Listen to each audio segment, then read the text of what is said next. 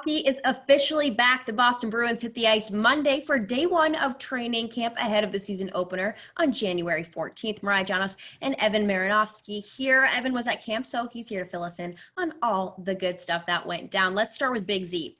We heard Brad Marchand talking about how Zdeno Chara can't be replaced by one guy. It's going to take a group effort. Charlie McAvoy talked about how weird it was to not have him out there.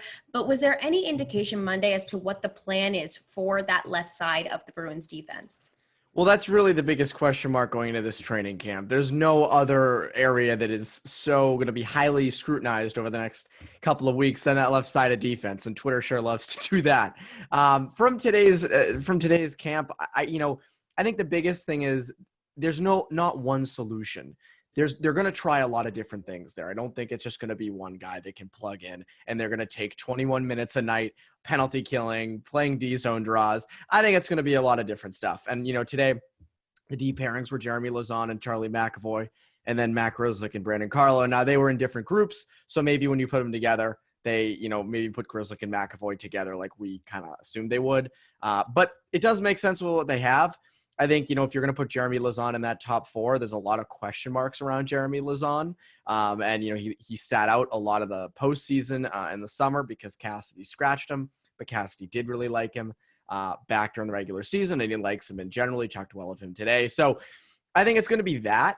But it was very weird. 14 years of Zdeno Chara, 6'9", the captain, usually leading stuff out there. Nowhere to be found today. It was very weird. And very odd. And the players agree. Charlie McAvoy even said, this is very different. It's very different. And I agree. It was very different. But I think the show goes on over there. And I think the biggest thing is they're going to try a lot of different things to fix that left side. Now, McAvoy has quickly become a veteran in this defensive unit in just his third season. How do you see his role expanding even more this season? Well, I think on the ice, you're going to have some power play time for him, some more power play time. I think it's going to be kind of between him and Grzelcyk for that top unit. I would assume it would be Grzelcyk, but, who knows? They absolutely could put McAvoy. I think he'd do a fine job. So power play is an instance where he's going to gain a lot of traction. I think the other thing, and Cassidy mentioned this today, is they're kind of hoping he pulls along a young guy.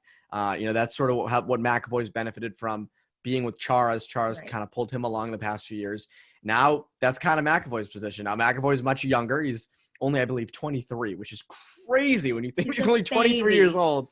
He's a baby. And that's coming from us, who are also right around that age. Anyways.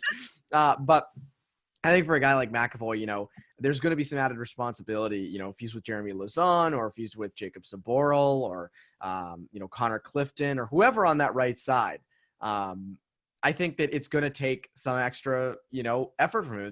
He's going to learn a lot from, teaching a younger guy a lot. So I'm very interested to see how he responds to also, maybe having to pull along someone on the left side. I mean, in some ways, I guess we saw that the past year and a half with McAvoy, with Chara, in the sense that, McAvoy was the one breaking pucks out. McAvoy was kind of making up for Chara getting burned to the outside. Right. But he'll have a much faster, quicker right side, or his left side, excuse me.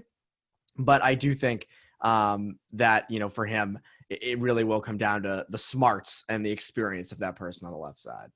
Now, there's two massive holes in this defense because not only did the Bruins lose Zdeno Chara, but they also lost Torrey Krug. You mentioned Matt Grzelcyk on the power play, and I mean, Charlie McAvoy can't do it all. Who else do you see stepping up this season and sharing some of that responsibility? Do you see it as a McAvoy Grzelcyk taking it all on?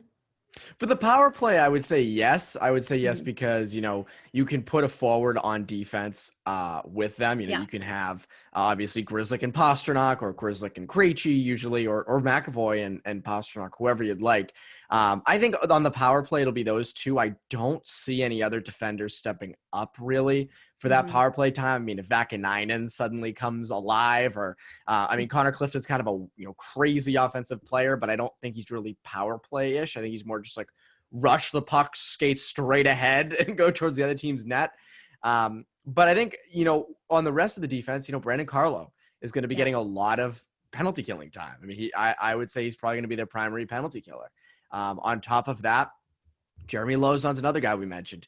John Moore is someone who I think is going to get a lot of time, especially, Cassidy loves to, he has a quick trigger finger with a lot of these younger guys. I think, a guy like Zaboral will go in there for a game and not be so great. Moore's going right in. I also think Moore probably will see some serious time just because of, the lack of depth on the left side. I think Kevin Miller's another one. Everyone, it's Kevin Miller mania over at Warrior today. And it makes sense. I mean, the guy hasn't played in, I think, 21 months. And he looked really good today, in my opinion. I thought he was really good for where he's at. Is he perfect? No. Is he going to need some time to get back into things? Yes. But I think that he's going to be someone come opening night that they can kind of rely on for that right side. Now, obviously, you worry about injuries, but I think he's someone that they're going to certainly rely a ton upon with penalty killing and with defensive zone draws. So, again, I don't think it's ever as bad as we say it is. I don't think it's ever as good as we say it is. Typically, we like to react, myself very much included. But I do think that that a lot of different guys are going to have to pull some more weight than normal for this defensive core to work. Yeah, and with this shortened season and this intense schedule, the East is stacked. And it's gonna make for such a fun season to watch. But how imperative is it that they figure out these deep pairings? Because you can't really waste time with a shortened season. No, you can't. And that's sort of what's working against them is not only do you have a shortened season, you have a shortened training camp, so you don't have much time to figure out what the hell to do. And then on top of that, your division, granted, you're not facing the Lightning, but you're facing a heavy Capitals team who's bigger, heavier than you are. You're facing the Penguins, so you're going to be facing Crosby and Malkin. You're going to be facing the Flyers, who are stacked up front. So, you don't have it easy.